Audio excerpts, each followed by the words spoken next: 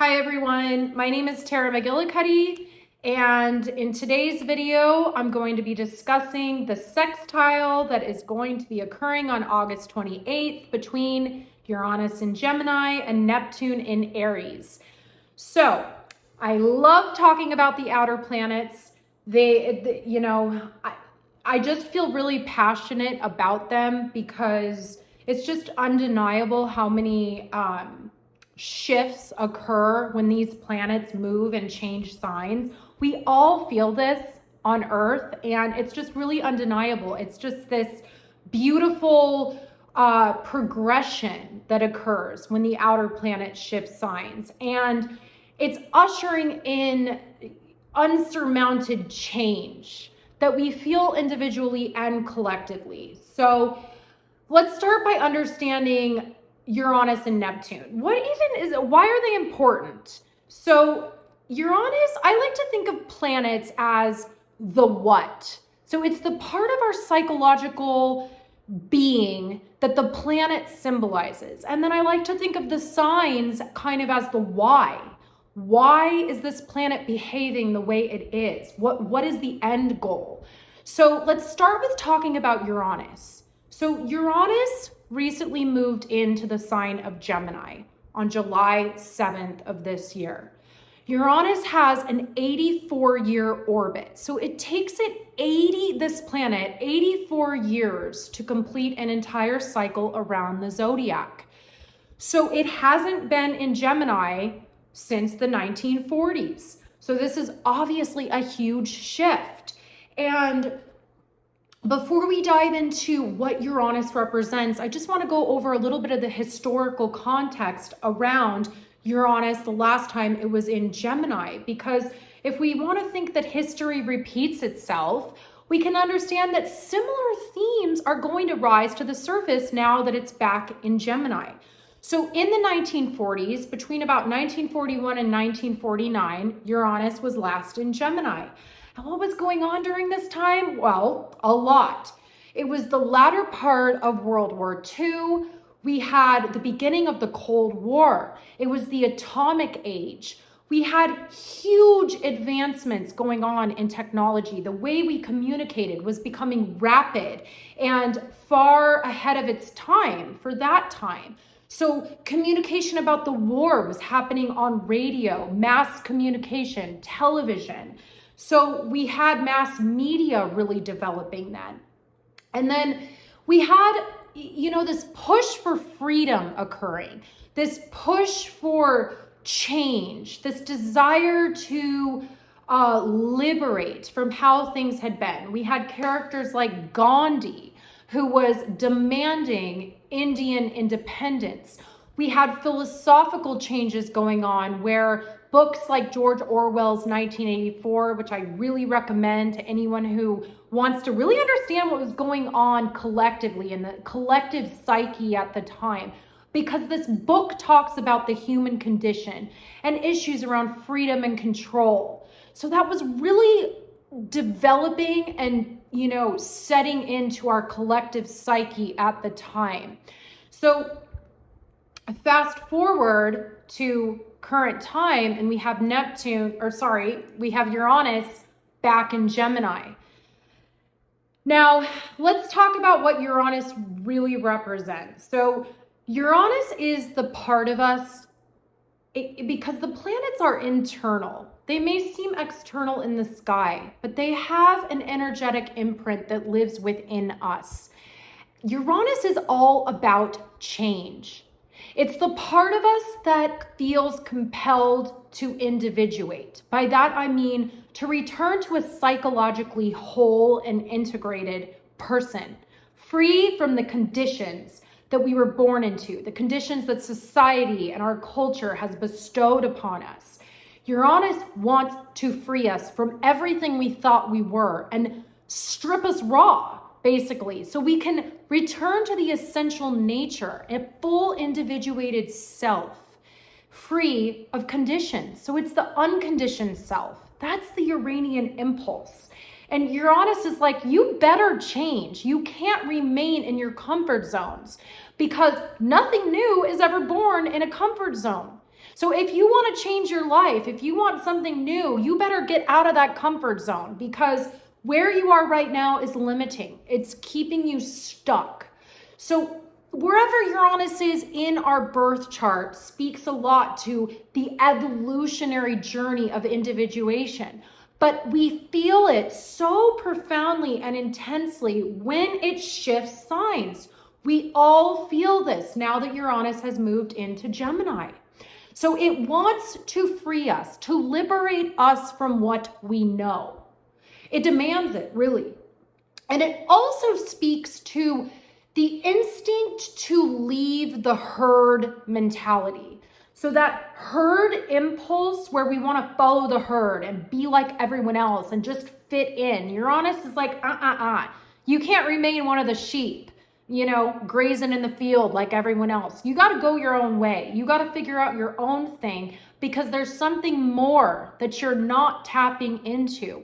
Uranus wants to free us from all limitations, and that includes following the crowd, being like everyone else. It's innovative, it's ingenious, really, and it can be kind of like startling how Uranus affects us, because sometimes it really comes in as like cataclysmic change. It's like shocking. Suddenly something happens from the outside that forces change within us. Or it can be a slower process, but no matter what, it's fast moving and it's ushering us into this future orientation that is very different from how we are now. So it wants us to change.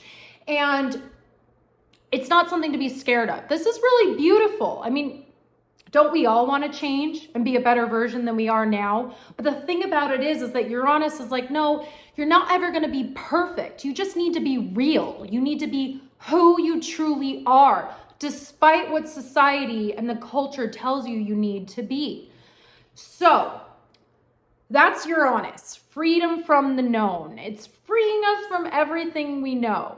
Now, when I talk about the sign, the fact that it's in Gemini, we're going to discuss, well, why? Why are we being freed? Why do we need to do this? Why do we need to step into a new way of being? But before we do that, let's understand Neptune, because these two planets are forming the sextile on August 28th. We need to understand them archetypally before we can understand how this sextile is affecting their communication with one another. So, Neptune. Neptune has a 165-year orbit. It takes 165 years for this planet to complete its course around the entire zodiac. So what does that mean? It means, first of all, none of us have been alive in this lifetime and experienced Neptune in Aries. So Neptune moved into Aries March 31st of this year. So this is the first time any of us have ever felt any of this energy, Neptune and Aries. Let's understand, what is this energy? What happened in history that shows us what this is all about? So last time Neptune was in Aries was in the 1800s, about 1861 to 1875. What was going on at the time? The American Civil War. And interestingly enough, Neptune moved into Aries the day before the war began. So this energy is all about freedom, personal autonomy. It's about justice and liberty for all, and fighting for a cause that is beneficial to all, not just ourselves. So, I mean, literally, it's this energy of freedom, but freedom and action. So if we're fighting for freedom, if we feel free enough to fight, and we take action to do this around a cause that matters, that changes the world, why would we not do this? I mean, it's the energy of complete and total liberation and autonomy and justice and just freedom. But freedom is not just freedom of the self, freedom of others. So like Neptune wants to free us all from a certain way of being. So unlike Uranus, Neptune is all about the impulse we all have to transcend. So what do I mean by that? It just means to transcend and remove limitations around our spiritual essence. It wants to connect us to the higher spiritual or universal consciousness. Now, if you want to call this God, great, I do. Not everyone calls this God. They call it source, whatever it is that you believe. I'm talking about a higher spiritual principle that's beyond the human mind, that is greater, that created us. Neptune wants us to return and reconnect with our creator, okay? So it's all about removing and dissolving boundaries. To return to our creator, we can't be boundaried in a physical body. So when do we do it? Usually in death. But Neptune would like us to do this while we're alive in a physical body, okay? So it has the ability to dissolve all boundaries. And that includes the boundary of the ego identification that we all walk around with. We all have an ego. It's how we understand who we are. It allows us to walk around in a physical body and survive. I mean, we have to have an ego. But Neptune wants to dissolve the ego and say, hey, you're a soul. You're not just a body. Let's remove this identification you have with your physical body and get back to the soul. And then the ego says, if I do that, then I'm gone. I'm not here anymore. I won't survive that. So that's why it can be so scary to some people. And this is where Neptune can get a bad rap around causing a lot of self-sabotaging behaviors, because we're constantly running away from our own disillusionment, okay? We overly attach to the ego to keep us safe, not realizing that if we just relax a little bit, let go a little bit of that over self-identification of our physical and material form, we have the ability to connect to something much greater than ourselves and integrate that into our everyday lives. So, society, culture, humanity in general, from the beginning of time, has had a need to transcend, to reconnect with something greater than itself. We see this in ancient cultures, whether or not there was a monotheistic God, polytheistic gods, whatever it is people believed in, they saw something as having a higher power, as being something to reconnect with in order to transcend the self. So this is just a natural, almost biological, cellular yearning that we all have as human beings. And this is where Neptune comes into play. Another interesting thing about Neptune is that it's all about, Neptune symbolizes anything that we can imagine. So when you think about our imagination and our dreams, because Neptune is kind of that dreamy, ethereal place. It's like the womb in which we were in before we were born. We were still unconscious. We were in that ethereal, dreamy world, okay? Watery. So Neptune's like the watery abyss that there's no limits that you can drop into. So it does represent our dreams and our imagination. And how many of us have had dreams that we would never, want to tell other people about, where we've done something or we were something that's embarrassing or frightens us, or, we can't really come to terms with in our conscious awakened state. Well, that's the Neptunian world, and it's also whatever we can imagine in our mind, but we haven't actually taken action to make happen. So it's kind of like limitless potential that's unboundaried, okay? That's Neptune. If we can dream it, we can become it. I mean, but Neptune is kind of unfiltered raw potential because we haven't taken that action yet to become it, if that makes sense. So now going back to Neptune in Aries, it's so important to understand what's going on when these planets enter a new sign, because it kind of shifts how they're behaving, okay? So Neptune in Aries. Neptune is a watery planet. Aries is a fire sign. It's the first of the 12 signs. It's associated with the first house in the birth chart. It's all about freedom, action, vision, planting the seed and not knowing exactly what that seed is going to grow into, but having some kind of control and ability to monitor how that seed develops. So what does that mean? We're planting a seed. It hasn't sprouted from the soil yet. Again, it has all of this potential to become whatever it wants to become, but that depends on how we nurture it, the environment in which we planted that seed, how we're cultivating its growth. That's how I like to think of Aries, as unlimited potential depending on what action we take, how we nurture and care for our seeds.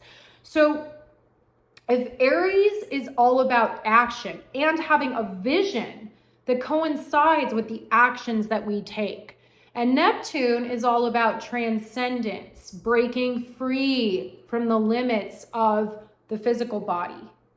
How do we combine Neptune and Aries, and how is that going to act? So think on that for a minute, and we're going to move on to Uranus and Gemini. So Gemini is all about the left logical brain. It wants to gather facts and data to methodically put together a bigger picture of the world. Gemini isn't necessarily about intuition. It's really about the left logical brain. And it's about how we communicate what we learn, the facts, the data that we gather. How do we communicate that with others? This is how we make sense of the world, by communication, relaying opinions and facts to other people. So Gemini has to communicate. It's compelled to communicate. It has to share what it knows. Now, a deeper look into Gemini and a deeper lesson that goes on with Gemini, especially with Uranus and Gemini, is the need to stop and pause when communicating and actually listen. Listen to yourself, what you're saying, listen to others. If you want others to listen to you, you better learn how to listen to them. So there's this individuation, this evolving going on in how we communicate and how we gather truth. Also, how we share that truth with Uranus and Gemini. So there's a need to look deeper. Gemini doesn't always want to look deeper. It just wants to gather facts, but there's a need here. There's an impulse to look deeper. We can think of this like a boat that has a glass bottom. We can see into the depths. Okay, so although we're not in the depths, we start to peer into them. This is what this energy is. So with Uranus and Gemini and Neptune and Aries forming this sextile, which is 60 degrees, they're forming a relationship that is collaborative. It's cooperative.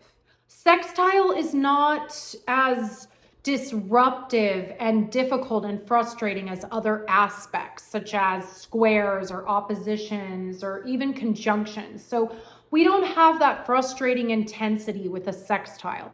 But what we do have is two planets forming this 60-degree angle that is kind of, I like to think of a sextile as almost dormant until it's activated. So how do we activate it? We activate it by consciously choosing to do so, consciously making an effort to integrate both these parts of ourselves and work with the energy, because it wants to work with us. It's very collaborative. So in a way, Neptune and Uranus want to work together. to create something new, to free us from how things have been, to create a different future that honestly, in a lot of ways, frees us from a lot of mental trauma, spiritual trauma that we've been carrying for possibly lifetimes. It's a time where we can start to free ourselves from that, to heal it, and become something completely different than we could possibly imagine right now. And although change can be scary, it's honestly the most exciting, beautiful thing we ever get to experience as a human being, because our potential is limitless. And if we believe this, not from an egoic perspective, but from a perspective of constant self-evaluation and self-improvement, there's really no limits to what we can accomplish, who we can become, what mark we can leave in this world. And that's what this energy is all about. All right. So I hope you enjoyed my video, and I wish you a wonderful month ahead. I'll be back with another video. I'm going to try to start doing videos at least once a week so we can discuss all the shifts that are going on right now, because this is such a powerful time for all of us. And I know the energy can feel really heavy and somewhat disorienting, but it's all to bring us to this new place of understanding ourselves, others, our place in the world. And really, it's very beneficial to work with the